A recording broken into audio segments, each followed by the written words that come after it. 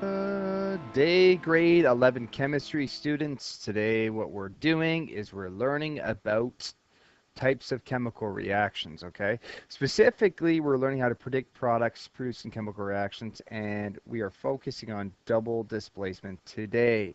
So, if you have any questions, please write them down. Also take notes as we watch this video. So one thing we've had to do in the past is create balanced chemical equations, and this is the type of question that I'd like you to answer. Now take a look at this one here.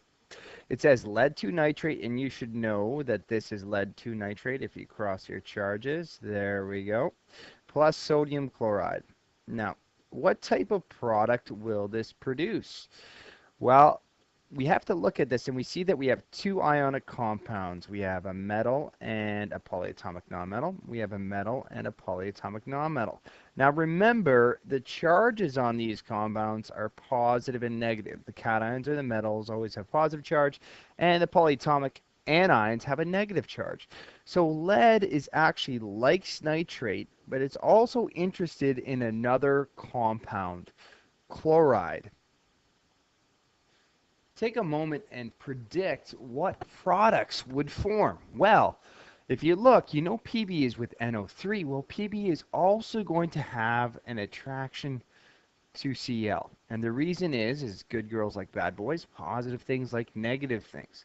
So therefore, we're also going to have attraction this way. So what will happen is you will form Na, NO3, and PbCl. Now I haven't brought the charges across, but if you bring the charges across, that's positive, negative. Notice how I didn't bring this 2 over as well, and this is 2 and negative, so the answer is PbCl2. Now this is double displacement. And the reason why it's double displacement is because you have two things that are exchanging, not just one. Na is they're switching partners. The analogy that we have for this is swing dancing, just so you're aware. So anyways, the only way that this reaction will happen, though, we're going to learn is under a certain set of conditions. Because we consider this to be aqueous, which means dissolved in water, aqueous, aqueous, we have to know that a solid is going to be formed or a precipitate. If a precipitate or some other scenarios don't happen, then there's no reaction. You need this precipitate for the reaction to occur. So you can write this as a note. The general equation for double displacement reactions is the exchange of cations with other anions between two ionic compounds, usually in an aqueous solution, so it's in water. The general equation we have here is AB plus CD equals CB plus AD.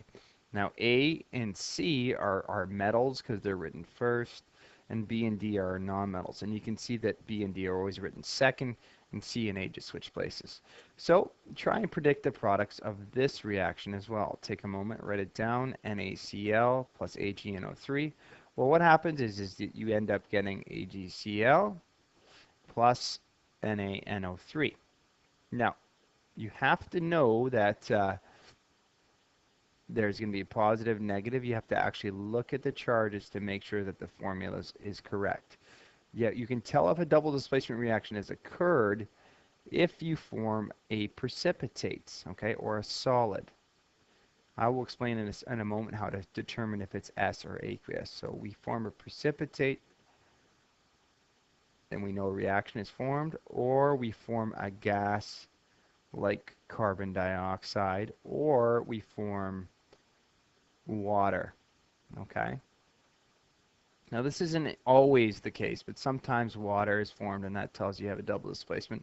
We're going to talk about this one specifically, but if you form a precipitate, for sure when you add two solutions together, you know you have a double displacement. So if a product is insoluble or solid, it will form a precipitate. If both products are soluble, no precipitate is formed. So if you have two aqueous products after you do your double displacement, there's no reaction, okay? Or NR. No reaction occurs if you have two aqueous ones. You need a solid one. Now, if you have a gas being formed like carbon dioxide, that means one of your products going to be formed is actually carbonic acid, or H2CO3 aqueous. And what happens is that breaks down to give water, which is our liquid. and a gas, which is CO2. So let me show you an example of when that occurs. So here we have hydrochloric acid plus sodium bicarbonate or baking soda. I've underlined the metals. I've highlighted my nonmetals. So what happens is they're going to switch partners. When you switch partners, you end up getting two H's. This goes with this here to form carbonic acid. And we also have NaCl being formed.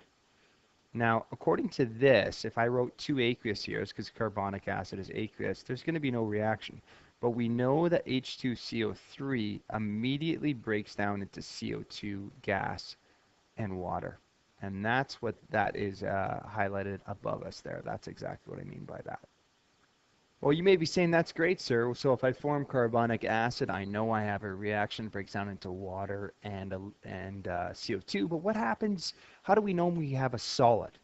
How do we know when a precipitate's going to be formed? Well, I hope this turns out well in the video, but if we take a look at this, let's look at salt when we put it into water. When we drop it into water, you have NaCl going in. And what happens is water acts as a solvent, and what it will do, since water is polar, what will happen is the salt will be ripped apart by the water, okay? Certain sides of the water are attracted to the ions that are there. So the oxygen, partially negative side of oxygen, will surround the sodiums, and the partially positive side of the hydrogen will surround the chlorines. So what happens over time is you just have each sodium chloride is completely dissolved in water. Are the ions together? What you're looking at is an aqueous solution. This is aqueous, it's soluble. Now, if it's insoluble, that means the positive and negative attractions are going to be very strong. So if we look at calcium carbonate, it actually has a very, very strong attraction there. So water can't rip it apart. So therefore, it forms a precipitate. It's solid because the attraction is very, very strong. Now, how do we know this? Well, you actually know by looking at your periodic table. Let's write this down in our notes here, and let's look at calcium carbonate. Well, I'm telling you it's insoluble. Well, you actually have some rules that we're going to discuss right now.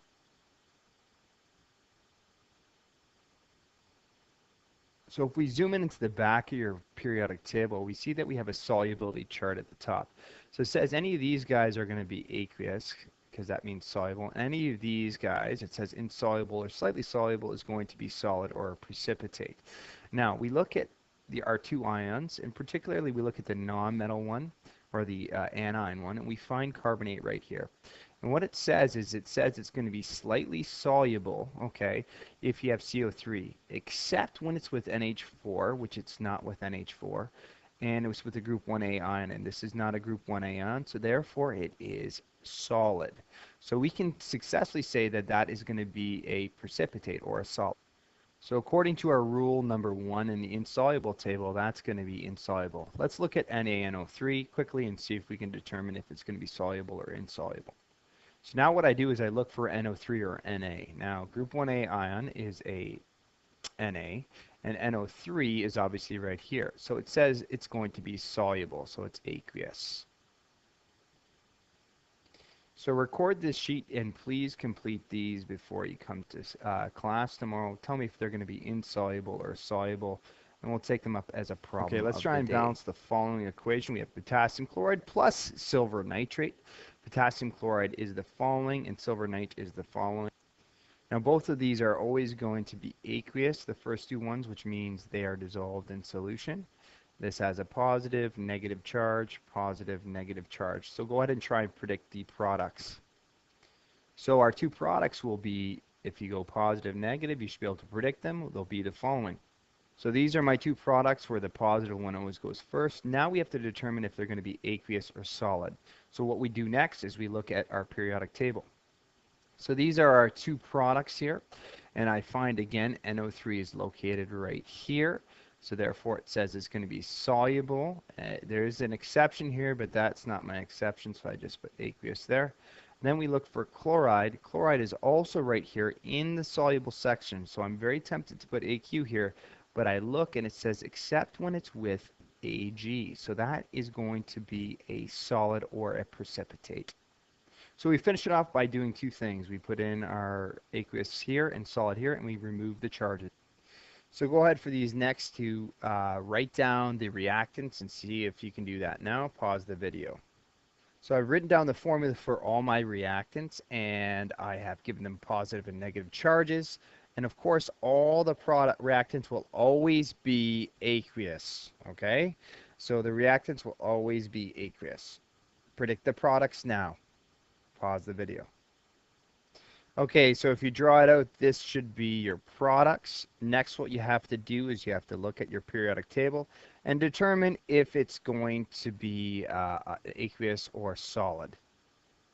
So if we look at our solubility rules for those, you'll notice in the first question there, what we have is we have a group 1A ion, which is potassium, I believe. And so that is, anybody with those guys is going to be aqueous. So because they're both 1A ions, or group 1A ions, they're going to be aqueous. So we put aqueous here, aqueous here. You notice that there is no H2CO3 formed, but they're all aqueous, so therefore there is NR, guys. There's no reaction. There's no reason to do that because they're both aqueous. If we look here, we can follow the same rules here. Na is a group 1A ion. That's going to be aqueous. But then we look, we have HOH, which recall is H2O, which is a liquid. Okay, so when you form water, that actually is a reaction. This is actually an acid, and this is a base. If you have hydroxide, you are a base. If you have H plus in the beginning, you are an acid. And we're adding them together to form water. We call this neutralization. Okay, and neutralization reactions always make water, and that is a reaction. So we actually have to write that out and balance it if necessary. That's the end of today's lesson. Look forward to seeing you guys tomorrow. Enjoy your evening.